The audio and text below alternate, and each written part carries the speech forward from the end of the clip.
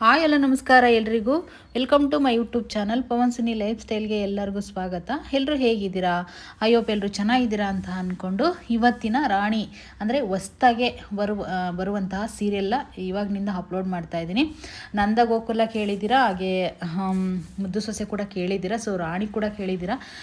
ಯಾಕೆ ಹೊಸ ಸೀರಿಯಲ್ಲ ಅಪ್ಲೋಡ್ ಮಾಡಬಾರ್ದು ಅಂತ ಹೇಳ್ಬಿಟ್ಟು ಇನ್ಮೇಲೆ ರಾಣಿನೇ ಹಾಕ್ಬೋಣ ಡೈಲಿ ಅಂತ ಹೇಳ್ಬಿಟ್ಟು ರಾಣಿನೇ ಹಾಕ್ತಾ ಇದ್ದೀನಿ. ಸೊ ಇದು ಕೂಡ ತುಂಬಾ ಚೆನ್ನಾಗಿದೆ. ಒಂದು ಮುಗ್ಧ ಕಂದಮ್ಮನ ಕತೆ ಇದು. ಸೊ ಅವರಮ್ಮ ಜೈಲಲ್ಲಿ ಇರ್ತಾರೆ, ಮತ್ತು ಅವರ ಅಪ್ಪ ಅಮ್ಮ ಲವ್ ಮ್ಯಾರೇಜ್ ಹಾಕಿರ್ತಾರೆ, ಮತ್ತು ಅಣ್ಣ ತಮ್ಮ ಕೂಡ ಅವ್ರನ್ನ ದೂರ ಮಾಡಿರ್ತಾರೆ. ತುಂಬ ಚೆನ್ನಾಗಿರುತ್ತೆ. ಕೊನೆವರೆಗೂ ವಿಡಿಯೋನ ನೋಡಿ. ನಿಜವಾಗೂ ನಾನು ಎಲ್ಲ ಪೂರ್ತಿ ಒಂದು ವಾರದ ಎಪಿಸೋಡ್ಗಳೆಲ್ಲ ನೋಡಿಬಿಟ್ಟೆ ಈಗ ನಾನು ಸ್ಟೋರಿನ ಅರ್ಥ ಮಾಡಿಕೊಂಡು ನೀಟಾಗಿ ಅಪ್ಲೋಡ್ ಮಾಡ್ತಾ ಇದ್ದೀನಿ. ಎಲ್ಲೂ ಕೂಡ ವಿಡಿಯೋನ ಸ್ಕಿಪ್ ಮಾಡಬೇಡಿ, ಕೊನೆವರೆಗೂ ವಿಡಿಯೋ ನೋಡಿ. ಇಷ್ಟ ಆದರೆ ಒಂದು ಲೈಕ್ ಮಾಡೋದು ಮಾತ್ರ ಮರಿಬೇಡಿ. ಹಾಗೆ ನನ್ನ ಚಾನಲ್ ಇನ್ನೂ ಯಾರೆಲ್ಲ ಸಬ್ಸ್ಕ್ರೈಬ್ ಮಾಡ್ಕೊಂಡಿಲ್ವೋ ಸಬ್ಸ್ಕ್ರೈಬ್ ಮಾಡ್ಕೊಳ್ಳಿ. ಬನ್ನಿ ಈಗ ಶುರು ಮಾಡೋಣ. ಇಲ್ಲಿ ಏನಾಗಿರುತ್ತೆ ಅಂತಂದರೆ ಕಾವೇರಿನ ತುಂಬ ಚೆನ್ನಾಗೇ ಸಾಕಿರ್ತಾನೆ. ಅಂದರೆ ಅವ್ರ ಅಣ್ಣ ಸತ್ಯಣ್ಣ ಅಂತ ಅವ್ರ ಹೆಸರು. ಸೊ ಅವ್ರ ಅತ್ತಿಗೆ ಕೂಡ ಅಷ್ಟೇ ತಾಯಿ ಥರ ಪ್ರೀತಿ ಕೊಟ್ಟು ಸಾಕಿರ್ತಾಳೆ. ಅವ್ರ ಹೆಸರು ಸರಳ ಅಂತ ಹೇಳ್ಬಿಟ್ಟು. ಸೊ ಇವಾಗ ಏನಾಗ್ಬಿಟ್ಟಿರುತ್ತಂದರೆ ಇವಳ ತುಂಬ ಚೆನ್ನಾಗಿ ಸಾಕಿರ್ತಾರೆ. ಸಾಕಿದ್ರು ಕೂಡ ಅವಳು ಏನು ಮಾಡಿಬಿಡ್ತಾಳೆ ಅಂದರೆ ಬೇರೆಯವ್ರನ್ನ ಇಷ್ಟಪಟ್ಬಿಟ್ಟು ಮದುವೆ ಮಾಡಿಕೊಂಡು ಮನೆಗೆ ಬಂದಿರ್ತಾಳೆ. ಸೊ ಆ ಟೆನ್ಷನಲ್ಲಿ ಅವರಪ್ಪ ಡೆತ್ ಆಗಿಬಿಟ್ಟಿರ್ತಾರೆ, ಅಂದರೆ ಕಾವೇರಿಯರಪ್ಪ. ಸೊ ಅವ್ರ ಅಣ್ಣ ತುಂಬ ಬೇಜಾರು ಮಾಡಿಕೊಂಡು ನಿಂತಿರ್ತಾನೆ. ಅವ್ರ ಅದಕ್ಕೆ ಕೂಡ ತುಂಬ ಫೀಲ್ ಮಾಡಿಕೊಂಡು ಅಳ್ತಾ ಇರ್ತಾಳೆ.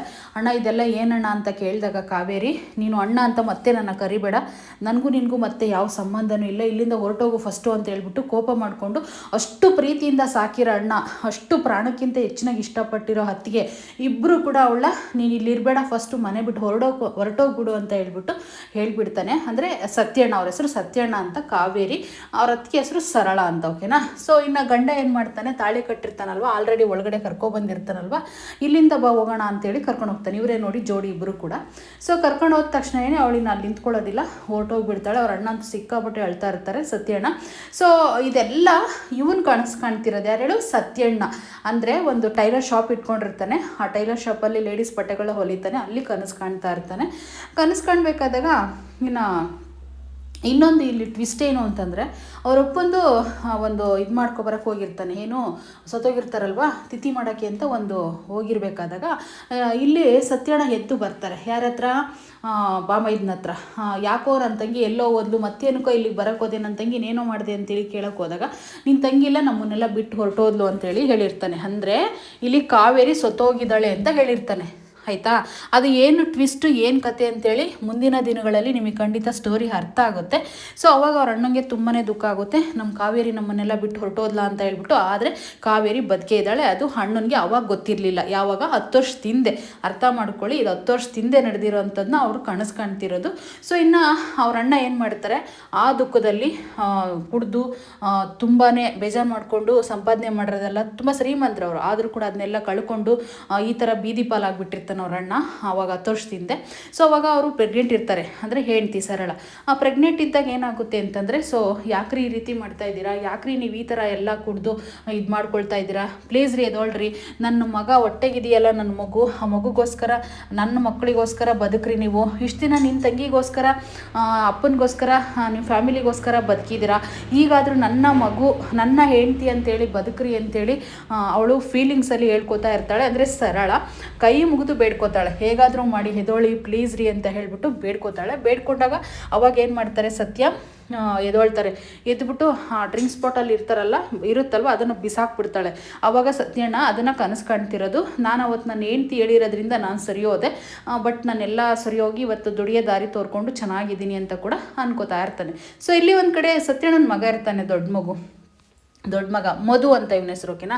ಅವನೇನು ಮಾಡ್ತಾನೆ, ತಂಗಿ ಬಟ್ಟೆ ತೊಗೊಂಡು ಬಂದ್ಬಿಟ್ಟು, ಪಾಪ ರಾಣಿಗೆ ಬಟ್ಟೆ ಇರಲ್ವಲ್ಲ, ಜೈಲಿಂದ ಬಂದಿರ್ತಾಳಲ್ವ, ಸೊ ಆ ಬಟ್ಟೆನ ಕೊಡೋಣ ಅಂತೇಳಿ ಹೋಗ್ತಾ ಇರ್ತಾನೆ. ಅವ್ರ ಅಮ್ಮ ಏನು ಮಾಡಿಬಿಡ್ತಾಳೆ, ಅಮ್ಮ ನನ್ನ ತಂಗಿ ಹಾಕ್ಕೊಳ್ಳಲ್ವಂತಮ್ಮ, ಈ ಬಟ್ಟೆಯಲ್ಲೇ ಎತ್ತಿಕ್ಕಿದ್ದಾಳೆ ಅವಳು, ಅದಕ್ಕೆ ರಾಣಿಗೆ ಬಟ್ಟೆ ಇಲ್ಲ, ಒಂದೇ ಜೊತೆಲಿದ್ದಾಳೆ ಬಟ್ಟೆಲಿ, ಅವಳಿಗೆ ಕೊಡ್ತೀನಿ ಅಂತ ಹೇಳ್ಬಿಟ್ಟು ತೊಗೊಂಡು ಬರ್ತಾನೆ. ಆವಾಗ ಸರಳಾಗೆ ಅವರ ತಂಗಿ ಜಪ ಮಾಡಿ ಮಾಡಿ ಮಾಡಿ ನನ್ನ ಗಂಡ ಅವಾಗ ಅರ್ಧ ಕೆಟ್ಟೋಗಿದ್ದ. ಇವಾಗ ನನ್ನ ಮಗನೂ ಶುರು ಹಚ್ಕೊಂಡಿದ್ದಾನೆ ಅವಳ ತಂಗಿ ಮಗನ ಜೊತೆ ಬಟ್ಟೆ ಕೊಡೋದು, ಪ್ರೀತಿ ತೋರಿಸೋದು, ಇದೆಲ್ಲ ಮಾಡೋದು. ಏನಪ್ಪ ಕತೆ, ಏನಾಗುತ್ತೋ ಏನೋ ಅಂತ ಅವಳಿಗೆ ಟೆನ್ಷನ್ ಸ್ಟಾರ್ಟ್ ಆಗಿಬಿಟ್ಟಿರುತ್ತೆ. ಸೊ ಇಲ್ಲಿ ಒಂದು ಕಡೆಯಿಂದ ಮುದ್ದಾಗಿ ರಾಣಿ ಜಡೆಗೆ ಏನೋ ಟೇಪ್ನ ಕಟ್ಕೊಂಡು ಸತ್ಯಣ್ಣನ ಅಂಗಡಿ ಹತ್ರ ಇರ್ತಾಳೆ. ಅಲ್ಲಿ ಸೀನಾ ಅಂತ ಒಬ್ಬನು ಬರ್ತಾನೆ. ಅಂದರೆ ಸತ್ಯಣ್ಣ ಸೀನಾ ಇಬ್ಬರು ಒಂದೇ ಅಂಗಡಿಲಿ ಕೆಲಸ ಮಾಡುವಂಥವ್ರು, ಫ್ರೆಂಡ್ಸ್ ಆಗಿರ್ತಾರೆ. ಒಬ್ಬರು ಗಂಡ್ಮಕ್ಳು ಟೈಲರ್ ಆಗಿರ್ತಾರೆ, ಒಬ್ರು ಹೆಣ್ಮಕ್ಳು ಟೈಲರ್ ಆಗಿರ್ತಾರೆ. ಸೊ ಸೀನ್ ಬಿಡ್ತಾನೆ. ಅವ ಸೀನಿದ ತಕ್ಷಣ ನಿಟ್ಟು ಬಿದ್ದು ಬಿಡ್ತಾಳೆ ರಾಣಿ. ಇದು ಯಾವ್ದು ಇದು ಪೀಸಸ್ಸು ಅಂತ ಹೇಳ್ಬಿಟ್ಟು ಕಾಮಿಡಿ ಮಾಡ್ತಾ ಇರ್ತಾನೆ ಅವನು. ಯಾರು ನೀನು, ಯಾರು ಪುಟ್ಟಿ ನೀನು ಅಂದರೆ, ನಾನು ಪುಟ್ಟಿ ಅಲ್ಲ, ನಾನು ರಾಣಿ ಅಂತ ಹೇಳ್ತಾಳೆ. ಅವಳಿಗೆ ಯಾರೇ ಏನೇ ಕರೆದ್ರೂ ಕೂಡ, ಅಂದರೆ ಅವಳಿಗೆ ಜೈಲಲ್ಲೇ ಹುಟ್ಟಿರ್ತಾಳೆ, ಜೈಲಲ್ಲೇ ಬೆಳೆದಿರ್ತಾಳೆ 10 ವರ್ಷದವರೆಗೂ. ಅವಳು ಹೊರಗಡೆ ಪ್ರಪಂಚನೇ ನೋಡಿರಲ್ಲ ಮೊದಲನೇದಾಗಿ. ಈಗ ಬಂದು ಹೊರಗಡೆ ನೋಡ್ತಿರೋದು ಅವಳು. ಏನು ನಡೀತಿದೆ, ಏನಿದೆ ವಾತಾವರಣ ಏನು ಅಂತ ಪ್ರತಿಯೊಂದು ಅವಳು ಕೇಳಿನೇ ತಿಳ್ಕೊಬೇಕಾಗಿರುತ್ತೆ. ಸೊ ಹಾಗಾಗಿ ಯಾರನ್ನೇ ನೋಡಿದ್ರು ಎದುರ್ಕೊಳ್ತಾ ಇರ್ತಾಳೆ. ಆವಾಗ ಇವನು ಸೀದಾ ಏನು ಮಾಡಿಬಿಡ್ತಾನೆ, ಅವ್ರ ಮಾವನ ಹತ್ರ ಹೋಗಿ, ಅಲ್ಲ ನನ್ನ ಪರ್ಮಿಷನ್ ಇಲ್ದಲೆ ನೀನು ಹೇಗೆ ಬೇರೆಯವ್ರನ್ನ ವರ್ಕರ್ನ ಇಟ್ಕೊಂಡೆ, ನಾನು ನೀನು ಎಷ್ಟು ವರ್ಷದಿಂದ ಕೆಲಸ ಮಾಡ್ತಾಯಿದ್ದೀವಿ, ನಾನು ನೀನು ಎಷ್ಟು ಫ್ರೆಂಡ್ಸ್ಗಳು, ನನಗೆ ಮೋಸ ಮಾಡಿ ನೀನು ಬೇರೆಯವ್ರನ್ನ ಯಾಕೆ ಇಟ್ಕೊಂಡೆ ಅಂತ ಹೇಳ್ಬಿಟ್ಟು ಸೀನಾ ತುಂಬ ಬೇಜಾರು ಮಾಡ್ಕೊತಾನೆ. ಅಂದರೆ ಸೀನಾ ಏನು ಅನ್ಕೋತಾನೆ ಅಂತಂದರೆ, ಯಾರನ್ನ ಬೇರೆಯವ್ರನ್ನ ವರ್ಕರ್ಸ್ನ ಇಟ್ಕೊಂಡಿದ್ದಾನೆ ಈ ಹುಡುಗಿನ ಅಂತ ಹೇಳ್ಬಿಟ್ಟು ಸೀನಾ ಅರ್ಥ ಮಾಡ್ಕೊಂಡ್ಬಿಟ್ಟು, ನನಗೆ ತುಂಬ ಬೇಜಾರು ಮಾಡ್ಬಿಟ್ಟೆ ಬ್ರೋ, ನೀವು ನಾನು ಇಲ್ಲಿರೋದೇ ಇಲ್ಲ, ಏನಾರ ಮಾಡ್ಕೊಬಿಡು, ನಾನು ಹಂಗೆ ಹಿಂಗೆ ಅಂತೇಳಿ ಏನೇನೋ ಕೋಪ ಮಾಡ್ಕೋತಾ ಇರ್ತಾನೆ. ಅವಾಗ ಅವ್ನು ಹೇಳೋಕ್ಕೆ ಅವಕಾಶನೇ ಕೊಡ್ತಾ ಇರಲ್ಲ ಸೀನಾ. ತುಂಬ ಬೇಜಾರು ಮಾಡಿಕೊಂಡು ನನ್ನ ಜಾಗದಲ್ಲಿ ಬೇರೆನೇ ಇಟ್ಕೊಂಡಿದ್ದಾರೆ ಅಂತೇಳಿ ತುಂಬ ಫೀಲ್ ಮಾಡ್ಕೊತಾ ಇರ್ತಾನೆ. ಸೊ ಇನ್ನೇನೆಲ್ಲ ಆದಮೇಲೆ ರಾಣಿ ಹೇಳೋಕ್ಕೆ ಅವಕಾಶನೇ ಕೊಡ್ತಾ ಇರಲ್ಲ, ವರ್ಕರ್ಸ್ ಅಲ್ಲ, ನಾನು ವರ್ಕರ್ಸ್ ಅಲ್ಲ ಅಂತ ಹೇಳೋ ಪ್ರಯತ್ನ ಪಡ್ತಲೇ ಇರ್ತಾಳೆ ರಾಣಿ. ಆದರೂ ಕೂಡ ತುಂಬ ಕಾಮಿಡಿ ಮಾಡಿಕೊಂಡು ಒಬ್ರಿಗೊಬ್ರು ಸೀನಾ ಬೇಜಾರು ಮಾಡ್ಕೊಂಡು ಹೊರಟೋಗ್ಬಿಡ್ತಾನೆ. ಅವಾಗ ಸತ್ಯಣ್ಣ ಇದ್ಕೊಂಡು, ಮಾವ ಯಾರವರು, ಮಾವ ಅಂತ ಹೇಳಲ್ಲ, ಯಾರವರು ಅಂತೇಳಿ ಕೇಳ್ತಾಳೆ. ನನ್ನ ಫ್ರೆಂಡೇನಮ್ಮ ಅಂತ ಹೇಳ್ಬಿಟ್ಟು ಇಲ್ಲಿ ಹೇಳ್ತಾರೆ. ಮತ್ತು ನಾನು ನಿಮ್ಮ ಹತ್ರ ಒಂದು ವಿಷಯನ ಮಾತಾಡಬೇಕು ಅಂತ ಹೇಳ್ಬಿಟ್ಟು ರಾಣಿ ಕೇಳ್ತಾಳೆ. ಏನಮ್ಮ ಅದು ಅಂತ ಅಂದಾಗ, ಏನಿಲ್ಲ, ನನಗೆ ಅಮ್ಮ ಲೆಟರ್ನ ಬರೆದ್ಬಿಟ್ಟು ಕಳಿಸಿದಾರಲ್ವ, ನಮ್ಮ ಅಮ್ಮನಿಗೆ ನೀವು ಅಣ್ಣಾಗಬೇಕಲ್ವ, ನನಗೇನಂತ ಹೇಳಿದಾರೆ ಗೊತ್ತಾ ಅಮ್ಮ, ನಿನ್ನ ಮಾಮ ಅಂತ ಕರಿ ಅಂತ ಹೇಳ್ಕೊಟ್ಟಿದ್ದಾರೆ ಅಂತ ಹೇಳ್ಬಿಡ್ತಾಳೆ ರಾಣಿ. ಹಂಗೆ ಹೇಳಿದ ತಕ್ಷಣ ಸತ್ಯಣ್ಣ ಇದ್ಕೊಂಡು ತುಂಬ ಖುಷಿಯಿಂದ, ನನ್ನ ಮಾಮ ಅಂತ ಕರಿಬೋದಾ ಅಂತ ಹೇಳ್ಬಿಟ್ಟು ಕೇಳಿದಾಗ, ಆಯಿತು ಪುಟ್ಟ, ಮಾವ ಅಂತ ಕರಿಬೋದು ಅಂತ ಹೇಳ್ಬಿಟ್ಟು ಸತ್ಯಣ್ಣ ಹೇಳ್ತಾರೆ. ಹಂಗೆ ಹೇಳಿದ ತಕ್ಷಣ ತುಂಬ ಖುಷಿಯಾಗ್ಬಿಡುತ್ತೆ. ಮಾವ ಅಂತ ಹೇಳ್ಬಿಟ್ಟು ಕೂಗ್ತಾಳೆ. ಅವಾಗ ಒಂದು ಕಳ್ಳು ಬೆಳ್ಳು ಸಂಬಂಧ ಅಂತ ಇರುತ್ತಲ್ವ, ಏನೇ ಆದರೂ ತಂಗಿ ಮಗಳಲ್ವಾ, ತುಂಬ ಖುಷಿಯಿಂದ ಕೊಪ್ಪಳಿಸ್ಬಿಡ್ತಾಳೆ ರಾಣಿ ಅಂತೂ. ಸೊ ಇಲ್ಲಿ ಒಂದು ಕಡೆನ ಜೈಲಲ್ಲಿ ಒಂದು ಹೊಸ ಇನ್ಸ್ಪೆಕ್ಟರ್ ಬಂದಿರ್ತಾರೆ. ಇನ್ಸ್ಪೆಕ್ಟರ್ ಅನ್ನೋದಕ್ಕಿಂತ ಜೈಲು ವಾಸದಲ್ಲಿ ಇರ್ತಾರಲ್ವ, ಅವ್ರನ್ನೆಲ್ಲ ನೋಡ್ಕೊಳ್ಳೋ ಅಂಥವ್ರು. ಅವರು 10 ವರ್ಷದಿಂದೆ ಹೋಗಿರ್ತಾರೆ, ಅಂದರೆ ರಿಟೈರ್ಮೆಂಟ್ ತೊಗೊಂಡು ಹೋಗಿರ್ತಾರೆ. ಆದರೆ ಜೈಲಲ್ಲಿರೋರ್ನೆಲ್ಲನ ತುಂಬ ಟಾರ್ಚರ್ ಕೊಟ್ಟಿರ್ತಾಳೆ ಈ ಅಮ್ಮ.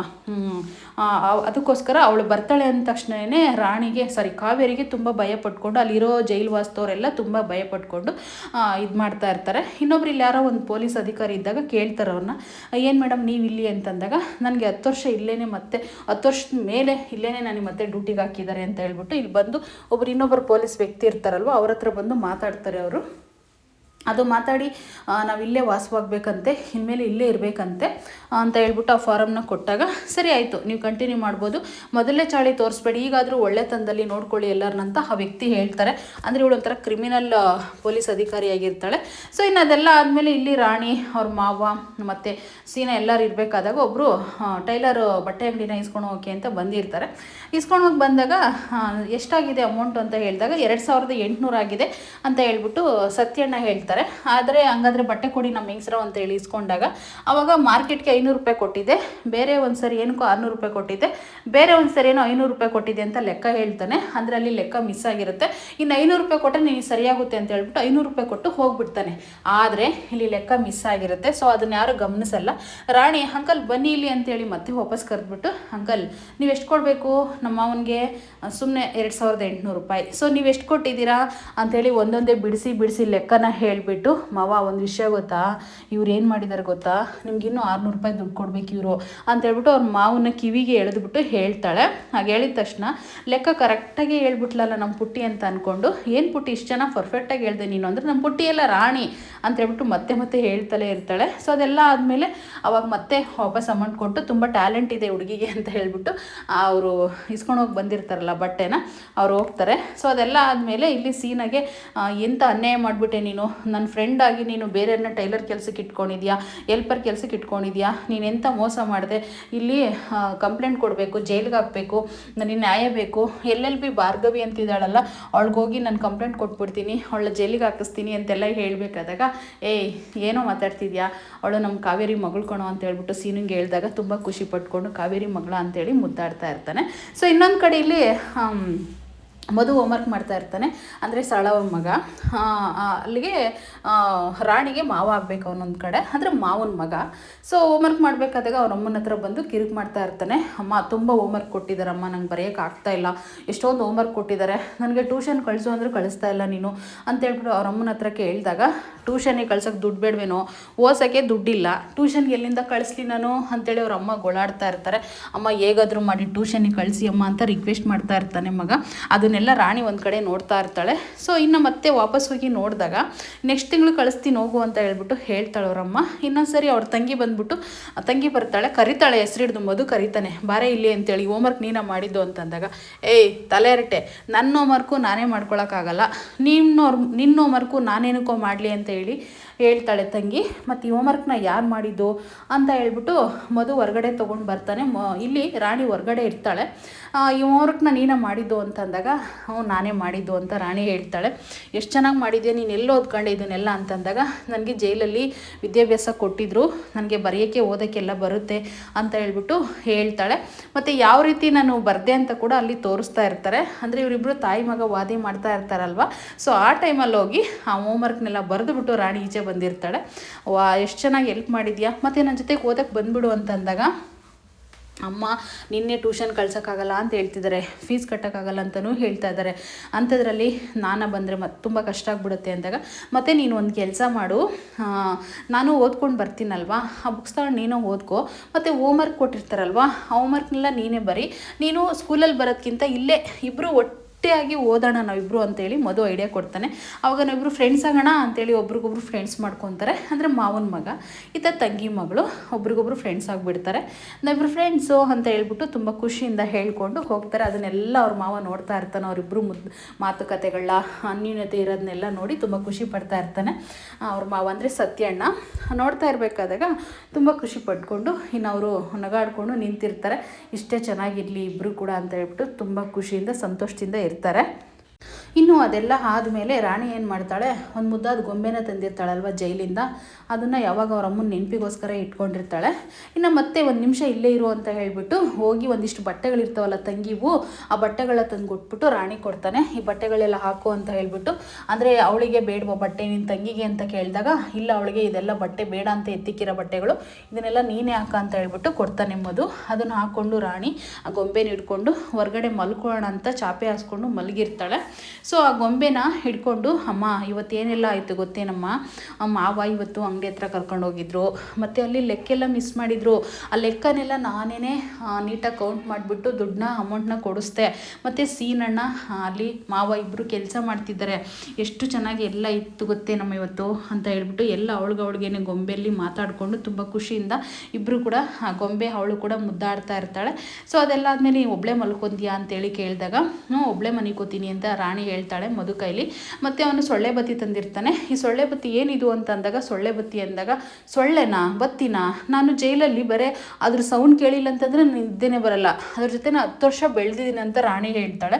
ಸೊ ಆದರೆ ಇಲ್ಲಿ ಸೊಳ್ಳೆ ಬರ್ತವೆ ಅಂತ ಹೇಳ್ಬಿಟ್ಟು ಮಧು ಕೊಟ್ಟಾಗ, ಇಲ್ಲ ಬೇಡ ನನಗೆ ಅಂತೇಳಿ ಆ ಗೊಂಬೆನ ಇಟ್ಕೊಂಡು ಗೊಂಬೆ ಹತ್ರ ಎಲ್ಲ ಶೇರ್ ಮಾಡಿಕೊಂಡು ಮಲ್ಕೋತಾಳೆ. ಅಷ್ಟರಲ್ಲೇ ಒಂದು ಸೌಂಡ್ ಬರುತ್ತೆ ಅವಳಿಗೆ, ನಾಯಿ ಸೌಂಡು ಅದೆಲ್ಲ. ಏಕೆಂದರೆ ಅವಳು ಹೊರ್ಗಡೆ ಜೈಲಲ್ಲಿ ಬೆಳೆದಿರೋದ್ರಿಂದ ಒಳಗಡೆ ಅವಳಿಗೆ ಹೊರಗಡೆದು ಏನು ಗೊತ್ತಾಗ್ತಾ ಇರಲ್ಲ. ಸೊ ನಾಳೆ ಮತ್ತೆ ಸಿಗ್ತೀನಿ, ಏನಾಗುತ್ತೆ ಏನು ಕತೆ ಅಂತ ಹೇಳ್ಬಿಟ್ಟು. Thank you.